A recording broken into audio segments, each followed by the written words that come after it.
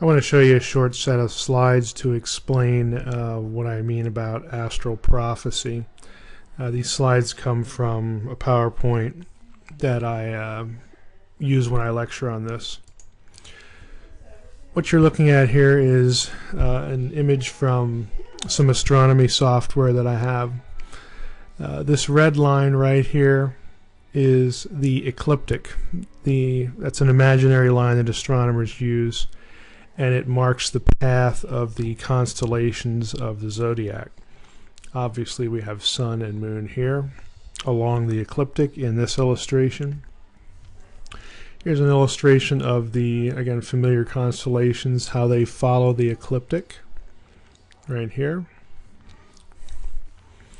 Now what we have here, and again this is part of a lecture I do in Revelation 12, is the constellation Virgo, the Virgin.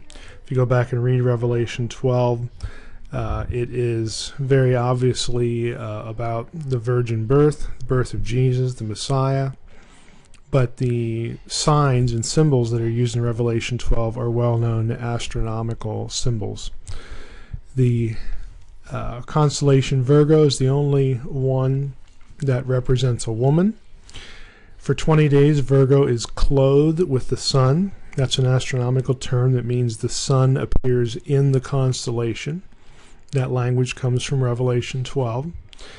But in Revelation 12 we not only have the sun clothing the woman, or inside the woman, we have the moon at her feet. The important note here is that for 20 days Virgo gets clothed with the sun, but the exact day when the moon is under her feet can occur only during an 80-minute window within that span of days. So both of these signs, the sun in Virgo and the moon at her feet, are important. And the sun is about midway in her midsection. Again, there's symbology there as far as a pregnancy.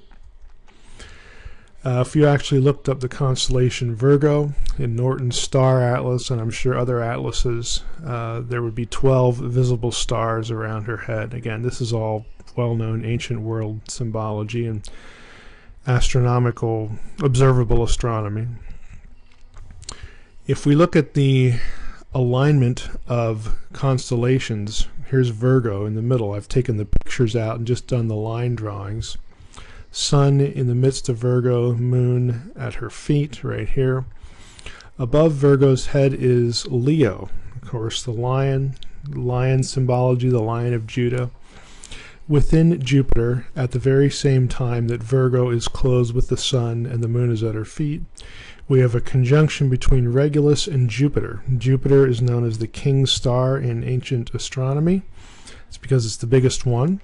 Regulus, of course, if you know Latin, you know that's terminology for the king. That is the king star. So we have the king planet, Jupiter, and the king star, Regulus, in conjunction. If you did any reading on like out of Martin's book or some other sources, this is very important symbology for a royal birth. It's known all through the ancient world.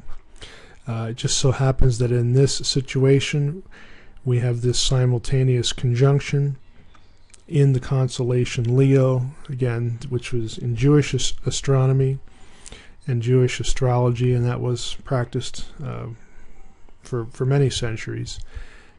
We have the sign of a royal birth in the tribe of Judah, which is obviously messianic. And by the way, the whole thing about Jewish astrology, there have been a number of zodiac mosaics uncovered in Jewish synagogues in Palestine in the early centuries, the early church. Their whole dissertations written on this subject, Jewish and Christian attitudes toward the stars. There is an orthodox astronomy, an orthodox astrology, if you want to call it that. In the ancient world, astronomy and astrology are pretty blurred, and there are obvious non-orthodox or pagan systems as well. Below here, below the woman, okay, we have the sun in Virgo and the Virgin, moon at her feet. In modern zodiac, we have here Scorpio and then Libra, the scales. In the ancient world, these were combined. If you can conceive of this in your imagination, here's the tail of Scorpio, and then Libra was thought to be the claws that were joined right here. So this entire set of what are now two constellations were in the ancient world viewed as one, and it was known as the dragon. Again, that's right out of Revelation 12.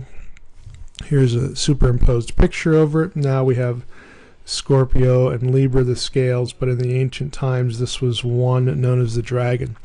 There's another candidate for the dragon in Revelation 12 on the other side of the ecliptic. We have Hydra right here, but I tend to think that what John is describing is the ancient dragon constellation right here, Scorpio and Libra combined in today's terminology. Now, the important thing about this is that in Revelation 12, all of these signs can occur, again, in only an 80-minute window of each other. So to account for all the signs in Revelation 12 during not just one calendar year, but during a whole series of astronomical periods and ages, you have a very small window of time where all of these things can be present at the same time, where everything is accounted for. The birth of the child in Revelation 12, as I have a note up here, again, whom John identified with Jesus, occurring while the sun was clothing the woman, the king star, king planet in Leo, again, Jupiter, or not Jupiter, but the sign for the tribe of Judah. All of these things did occur in a year that fits well for Jesus' birth, and that is 3 BC. What I've just laid out for you is common knowledge in many planetaria throughout the country and in Europe, that this is one of the candidates for the birth of Christ. It's the only birth year that accounts for all of these symbols. So if you read in the academic literature about candidates for the birth of Christ, they range anywhere from 2 BC to 6 BC. But none of the scholarly literature that I've seen considers Revelation 12, and I think that's the missing element. The real sort of interesting thing about 3 BC is since this concatenation of signs can only occur in an 80-minute window, we know exactly the date of the birth of the Messiah in 3 BC, and that date is September 11th, which, again, this kind of spooks people. September 11th, 3 BC is the only time, the only day, for many, many, many centuries, that you could have all of these signs come together. This date as well, if you notice this note, also corresponded at the time to Rosh Hashanah, Tishri 1, New Year's Day for the Jews, which was also the Day of Trumpets. This was the day that many of the ancient kings and rulers of Judah reckoned as their inauguration day of rule. That procedure was followed consistently in the time of Solomon, Jeremiah, and Ezra. This is the day that would have marked the birth of the King of the Jews. So we have an alignment with the Jewish tradition, the Jewish calendar, all the astronomical imagery in Revelation 12. September 11th, 3 BC can also accommodate all of the circumstances associated with the death of Herod and all these historical questions that come up when people are trying to come up with a date for the birth of Christ. And again, you won't find this in a lot of the scholarly literature because they aren't considering Revelation 12. They're using Matthew 2 with the wandering star, and what that was, it was the conjunction of Jupiter and Regulus. Jupiter has retrograde motion. It appears to move in the sky. Again, this is all well known in the literature. That much they do cover, but the missing link here is the Revelation 12, taking that seriously as astral prophecy.